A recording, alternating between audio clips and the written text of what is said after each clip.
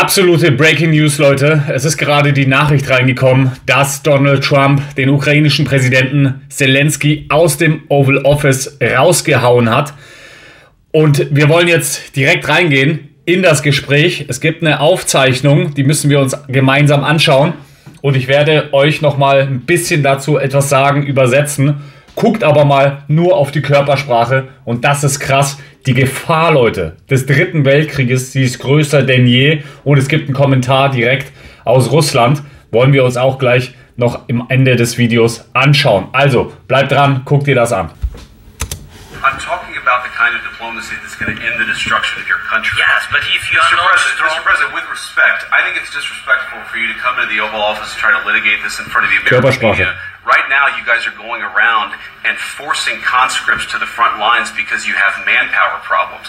You should be thanking the president for trying to bring an end to this conflict. Have you ever been to Ukraine that you say what problems we have? I have been to. Come once. I've actually watched and seen the stories, and I know what happens is you bring them on a propaganda tour, Mr. President. Do you disagree that you've had problems? Bringing people into your military? We have problems. And do you think that it's respectful to come to the Oval Office of the United States of America and attack the administration that is trying to prevent the destruction of your country? A lot of questions. Let's start from the beginning. Sure. First of all. Übrigens, wenn ihr ihn noch nicht erkannt habt, der Vizepräsident J.D. Vance redet die ganze Zeit mit dem ukrainischen Präsidenten Zelensky. Er redet hier auch von gewisser Respektlosigkeit gegenüber dem US-Präsidenten. Und die Körperhaltung von Zelensky sagt mir gar nicht zu. Sehr abweisend das Ganze. Und es hört sich auf jeden Fall gar nicht gut an. Schauen wir weiter, was er noch sagt.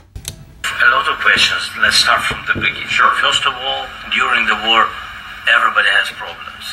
Even you. But you have nice ocean. And don't feel now. But you will feel it in the future. God bless. You don't know that. God bless. God bless. You will not have a war. Don't tell us. We're trying to solve a problem. Don't tell us what we're going to feel. I'm not telling you. Because you're in no position to dictate that. Remember this.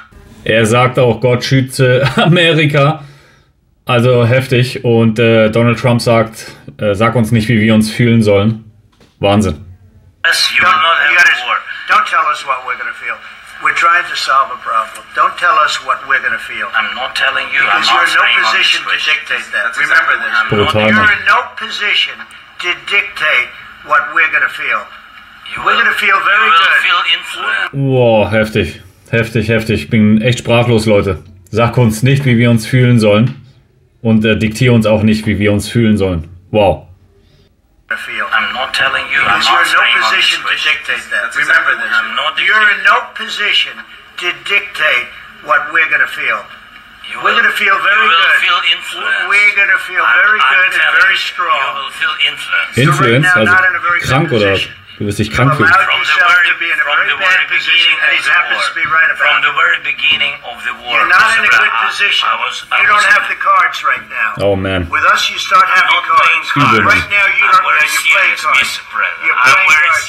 You're gambling with the lives of millions of people. Du spielst mit Leben von Millionen, Leute. You're gambling with World War III. Alter, es kann's nicht sein. Disrespectful to the country, this country. Dritter Weltkrieg, Leute. Was geht ab? They should have. Have you said thank you once? A lot of times. Hat er jemals Danke gesagt? You said thank Even you. today. You went to Pennsylvania and campaigned for the opposition in October. Offer some words of appreciation for the United States of America and the president who's trying to save your country. Please. Alter, übel. Leute, übel. Speak very loudly about the war. He's not speaking loud. He's not speaking loud. Your country Crazy. is in big trouble. Can I answer? No. You're not allowed to talk. Your country is in big trouble. Dein Land ist in großem Problem. You're not winning this. Du wirst es nicht gewinnen. You have a good chance of We are coming out staying, okay because of Mr. us. President, we are staying in our country, staying strong from the very beginning of the war. We've been alone, and we are thankful. I said thanks You haven't in been this alone. cabinet, You and not haven't been only alone. in this Okay, We cabinet. gave you Crazy. that. Stupid president, $350 billion. You voted We gave for you your military president. equipment. You and you voted met for our brave, but they Alter. have used our military What about Übel, this? Mann. If you didn't have our military equipment, You invited if me you to didn't speak. have our military equipment, this war would have been over In 2 weeks. In 3 days, I heard it from Putin. In 3 days. This is something maybe less. In 2 weeks, of course, yeah. Oh Mann, Leute, ich bin sprachlos. Ich kann es gar nicht übersetzen. I said it a lot of times here. Das ist übel, Mann. And let's go litigate those disagreements rather than trying to fight it out in the American media when you're wrong. We know that you're wrong. But you see, I think it's good for the American people to see what's going on. I think it's very important. That's why I kept this story so long. You have to be thankful. You don't have the Du musst dankbar dafür sein. You're buried there. Your people are dying. You're running low on soldiers. Deine Leute sterben. You're running low on soldiers. It would be a damn good thing. Then you tell us, I don't want a ceasefire. I don't want a ceasefire. I want to go, and I want this. Look, if you could get a ceasefire right now, I tell you, you take it so the bullets stop flying and your men stop getting killed. Of course, we want to stop the war. But you're saying you don't want a ceasefire? I said to you, I want a ceasefire because you get a ceasefire faster than an agreement. Das ist nicht gut, Leute. What do you think? That wasn't with me. That wasn't with me. That was with a guy named Biden who was not a smart person.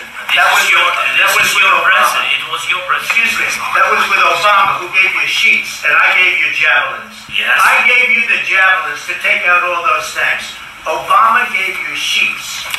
In fact, the statement is Obama gave sheets and Trump gave javelins. You got to be more thankful. Because let me tell you, you don't have the cards. With us, you have the cards. But without us, you don't have any cards. Ja. Okay, Leute, ganz kurz zusammengefasst. Auf jeden Fall, es sieht sehr schlecht aus. Zelensky hat versucht, sich zu rechtfertigen.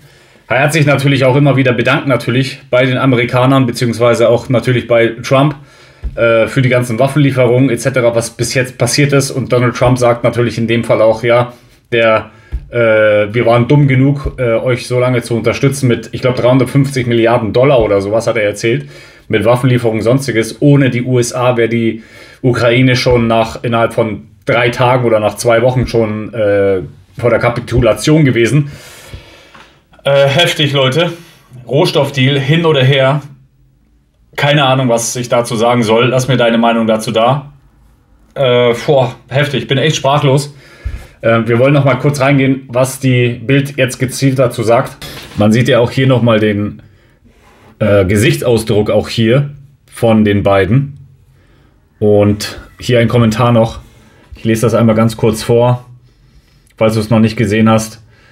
Donald Trump, J.D. Vance live im TV mit dem ukrainischen Präsidenten niedermachten, ihn vorführten, belehrten und beleidigten, schrieb ein ukrainischer Freund. Er muss weinen. Es war auf tragische Weise ein historischer Moment im Oval Office, der im Kreml für Freude sorgen wird. Ein Moment, der die Welt verändern kann und Europa und Deutschland vor Riesenproblemen stellt. Für Wladimir Putin war es dagegen der beste Tag seit langem.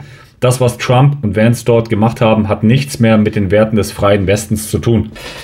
Der Artikel geht noch weiter, aber ganz krasse Sache mit einem Bundeskanzler, der die Taurus-Lieferungen fördert, der Kriegsgerät weiter in die Ukraine schicken möchte. Leute, wir müssen aufmerksam sein.